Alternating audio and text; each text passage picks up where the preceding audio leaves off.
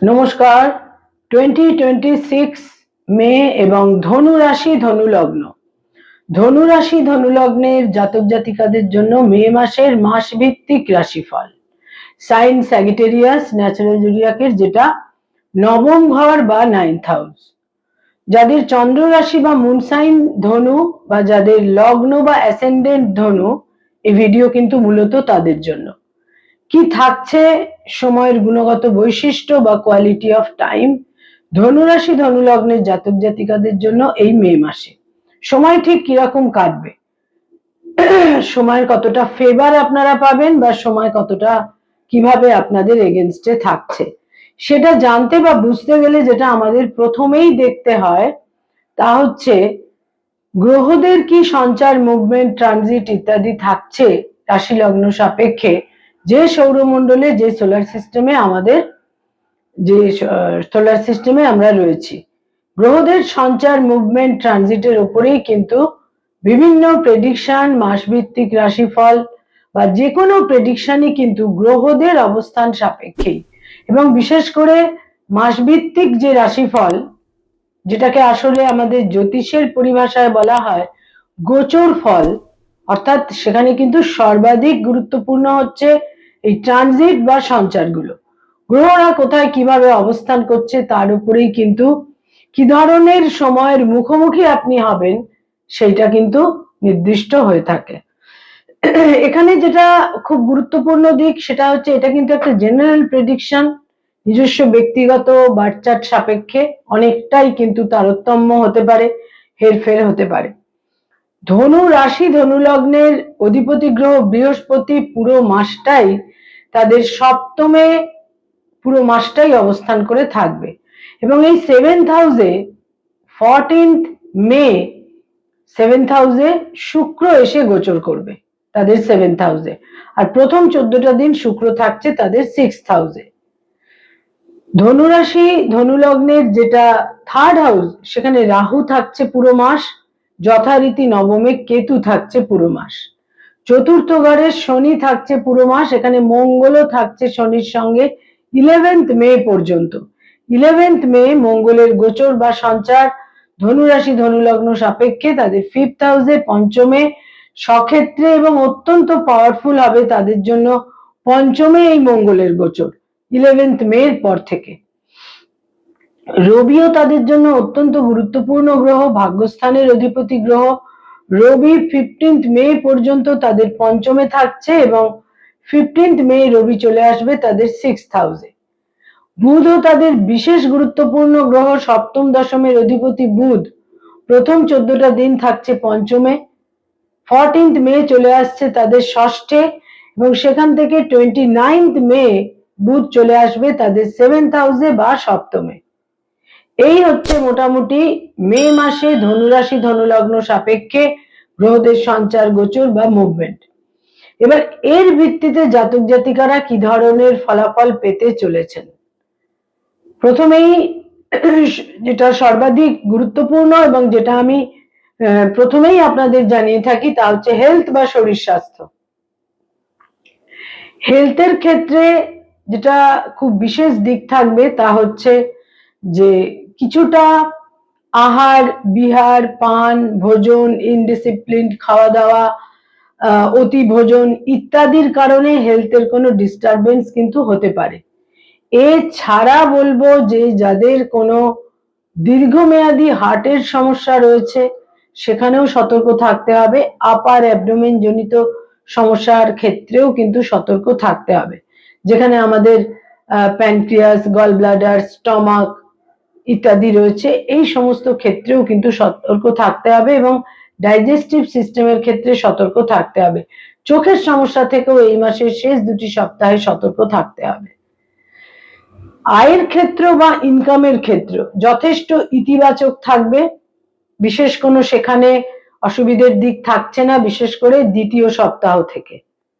ব্যয় ভাব অত্যন্ত প্রবল থাকবে, বিভিন্ন কারণে ব্যয়ের প্রাবল্য থাকবে, এবং সেখানে যেটা খুব গুরুত্বপূর্ণ দিক সেটা হচ্ছে যে কোনো রকম বিশেষ কোনো ইস্যু যেটা গভর্নমেন্টের সঙ্গে কানেক্টেড, সরকারের সঙ্গে কানেক্টেড, এই ধরনের কোনো ক্ষেত্রে একটা প্রবল ব্যয়ের প্রাবল্য কিন্তু থাকছেই। এছাড়া ভাগ্যান্বেষণের কারণে, স্থানান্তরিত হওয়ার কারণে, উচ্চ শিক্ষার কারণে ব্যয়ের যোগও কিন্তু থাকছে।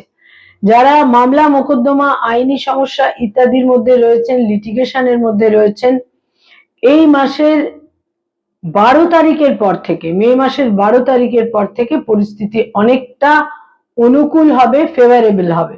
তার আগে কিন্তু জটিলতা থাকছে, বহু ক্ষেত্রেই একটা পরিস্থিতির প্রতিকূলতা আপনাদের ফেস করতে হতে পারে। মামলা মোকদ্দমার ক্ষেত্রে অ্যাগ্রাভেশন বৃদ্ধি পাবে প্রথম সপ্তাহটিতে। তারপর বলবো 12ই মের পর থেকে নতুন করে কোনো মামলা মোকদ্দমায় জড়িয়ে পড়ার সম্ভাবনা অতটা কিন্তু থাকছে না। যারা পেরেন্টস, পিতামাতা, তাদের জন্য বলবো সন্তানের স্থান অত্যন্ত শুভ হবে 12ই মের পর থেকে। সন্তানের অ্যাচিভমেন্ট, সন্তানের সাফল্য, সন্তান সম্বন্ধে একটা সন্তোষ ইত্যাদি আপনাদের মনে কাজ করবে। যারা পেরেন্টস, পিতামাতা, তাদের জন্য কিন্তু তাদের পঞ্চমে মঙ্গলের গোচর বিশেষ শুভ ফল দেবে 12ই মের পর থেকে। যারা ফ্যামিলি প্ল্যানিং ইত্যাদি চাইছেন তাদের জন্য বলবো তৃতীয় এবং চতুর্থ সপ্তাহ কিন্তু অত্যন্ত ফেভারেবল এবং শুভ।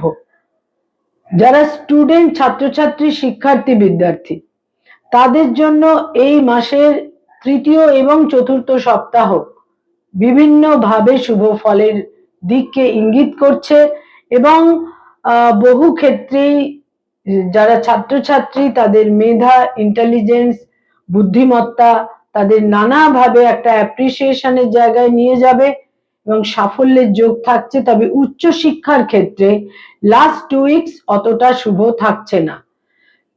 সেখানে মেন্টর বা গাইডের সঙ্গে কিছুটা একটা মতপার্থক্য, সংঘাত ইত্যাদি তৈরি হতে পারে।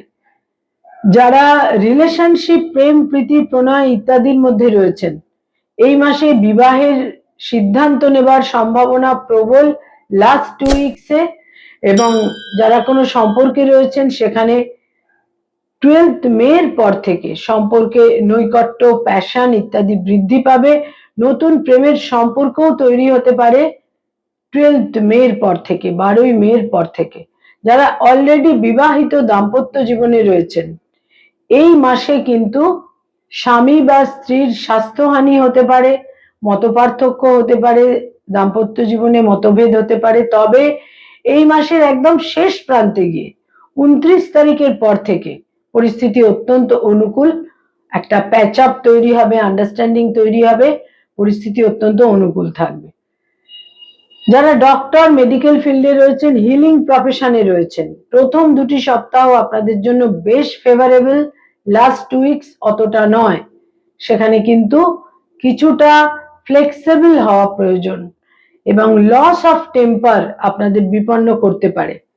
যারা আইনি পরামর্শ দিয়ে থাকেন, অ্যাডভোকেট, লয়ার, তাদের জন্য বলবো প্রথম 2টি সপ্তাহ যথেষ্ট শুভ, কিন্তু লাস্ট 2 উইকস অতটা শুভ নয়। সেখানে কিছুটা মিসকমিউনিকেশনের ক্ষেত্র থাকছে।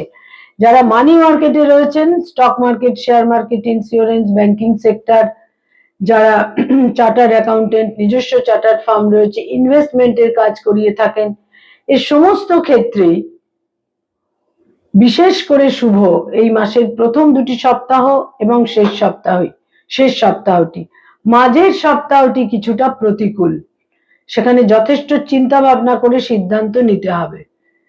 যারা ক্রিয়েটিভ ফিল্ডের মানুষ, পারফর্মিং আর্টের সঙ্গে সংযুক্ত, ইনোভেটিভ লেখালেখি করেন, বিজ্ঞাপনের জগতে, অ্যানিমেশনের জগতে রয়েছেন, এই সমস্ত ক্ষেত্রে সময় যথেষ্ট অনুকূল এবং লাস্ট 2 উইকস তো অত্যন্ত শুভ। তবে প্রথম 2টি সপ্তাহে কিছুটা ডিলে, বাধা বিঘ্নর পরেও কিন্তু আপনারা সাফল্যের মুখ দেখতে পাবেন, সুযোগ সুবিধার সম্ভাবনা অব্যাহত থাকবে। যারা সরকারি চাকরি করেন, গভর্নমেন্টের সঙ্গে কানেক্টেড হয়ে কাজকর্ম করেন, শেষ 2টি সপ্তাহ প্রতিকূল, সংঘাতপূর্ণ, প্রথম 2টি সপ্তাহ তুলনামূলক শুভ। যারা বেসরকারি ক্ষেত্রে রয়েছেন, আইটি সেক্টরে রয়েছেন, অত্যন্ত শুভ পুরো মাসটাই। তবে অত্যন্ত রিজিড হয়ে যাওয়া উচিত হবে না। যারা নতুন জব সার্চ করছেন, সেক্ষেত্রে বলবো শেষ 3টি সপ্তাহ তুলনামূলক শুভ, বিশেষ করে লাস্ট 2 উইকস অত্যন্ত শুভ। পারিবারিক এবং গার্হস্থ্য পরিবেশে 12 তারিখ পর্যন্ত পরিস্থিতি কিন্তু বেশ প্রতিকূল, ফেভারে থাকছে না, কিন্তু 12ই মের পর থেকে পারিবারিক পরিস্থিতি ক্রমশ ইতিবাচক হবে। বয়সে ছোট ভাই বোনেদের সঙ্গে সম্পর্কে কিছুটা দূরত্ব, মতপার্থক্য হলেও জাতক জাতিকাদের আত্মবিশ্বাস যথেষ্ট বজায় থাকবে। যারা কোনো স্থাবর সম্পত্তিতে বিনিয়োগ করতে চাইছেন 12ই মের পর থেকে, সেক্ষেত্রে সময় অনেকটা বেশি ফেভারেবল থাকছে। ধনুরাশি ধনুলগ্নের জাতক জাতিকাদের বয়সে বড় ভাই বোনেদের সাপোর্ট সহযোগিতা, বন্ধুস্থানীয় ব্যক্তিত্বের সাপোর্ট সহযোগিতার ক্ষেত্র 12ই মের পর থেকে অত্যন্ত শুভ এবং অনুকূল হতে চলেছে। যারা লোন বা ঋণের সমস্যায় ভুগছেন তাদের জন্য বলবো 14th মের পর সময় অত্যন্ত অনুকূল, সলিউশন, সমাধান, একটা আন্ডারস্ট্যান্ডিং এর ক্ষেত্র কিন্তু তৈরি হতে পারে, যথেষ্ট ইতিবাচক সময়। যারা রাজনৈতিক ব্যক্তিত্ব, পলিটিক্যাল ফিগার, ফার্স্ট 2 উইকস অত্যন্ত শুভ।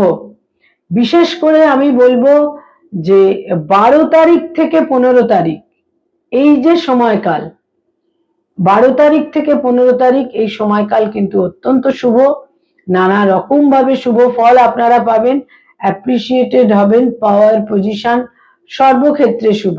যারা ব্যবসা বাণিজ্য করেন, বিজনেস ওরিয়েন্টেড পিপল, এই মাসের বিশেষ করে 14th মে থেকে 29th মে পর্যন্ত সময় কিন্তু প্রতিকূল। ইনভেস্টমেন্টের ক্ষেত্রে সতর্ক থাকতে হবে, পার্টনারশিপের ক্ষেত্রে গোলযোগ তৈরি হতে পারে, সতর্ক থাকতে হবে। যারা কোনো প্লেজার ট্রিপে বা ভ্রমণে যেতে চাইছেন, ভ্রমণের যোগ প্রবল পরিমাণে থাকছে। এই মাসের শেষ 2টি সপ্তাহে ভ্রমণের যথেষ্ট যোগ থাকছে, কিন্তু ভ্রমণের যোগ থাকলেও যথেষ্ট সতর্কতারও প্রয়োজন। আকস্মিকভাবে হেলথের কোনো অসুবিধে তৈরি হতে পারে, ভ্রমণে গিয়ে কোনো হেলথ হ্যাজার্ড, হেলথের কোনো ক্রাইসিস ইত্যাদি কিন্তু তৈরি হতে পারে। সেখানে খুব ডিসিপ্লিনড একটা রুটিন কিন্তু ফলো করা উচিত হবে। কয়েকটি রং বা কালার আপনাদের জন্য অত্যন্ত শুভ এবং প্রতিকারের মতো ফল দেবে এই মাসে, যদি আপনারা দৈনন্দিন প্রাত্যহিক জীবনে বিভিন্ন ব্যবহার্য জিনিসের ক্ষেত্রে ব্যবহার করেন। হলুদ রং, কমলা রং এবং তার সঙ্গে সঙ্গে গাঢ় সবুজ রং, বটল গ্রিন, ইয়েলো এবং অরেঞ্জ, এই 3টি রংকে আপনারা ব্যবহার করুন পোশাক আশাক বিভিন্ন ক্ষেত্রে। যারা নেটওয়ার্কিং এর ব্যবসা এবং হোটেল অ্যান্ড হসপিটালিটির ইন্ডাস্ট্রিতে রয়েছেন, এই মাসের শেষ 2টি সপ্তাহ কিন্তু লক্ষণীয়ভাবে শুভ। কয়েকটি তারিখ বা ডেট আপনাদের জন্য অত্যন্ত সিগনিফিকেন্ট এবং ইম্পর্টেন্ট, মিনিংফুল হতে পারে। 1 তারিখ, 3 তারিখ, 7 তারিখ, 9 তারিখ, 10 তারিখ, 13 তারিখ, 14 তারিখ, 15 তারিখ, 19 তারিখ, 22 তারিখ, 26 তারিখ এবং 29 তারিখ, এই ডেটগুলো অত্যন্ত মিনিংফুল এবং ইভেন্টফুল। ধনুরাশি ধনুলগ্নের জাতক জাতিকাদের এই মাসের 12 তারিখের পর থেকে 12th মের পর থেকে বিভিন্ন ক্ষেত্রে আপনাদের আত্মবিশ্বাস যেমন বৃদ্ধি পাবে, সাফল্যের দিকটাও কিন্তু ক্রমশ বৃদ্ধি পাবে। নমস্কার।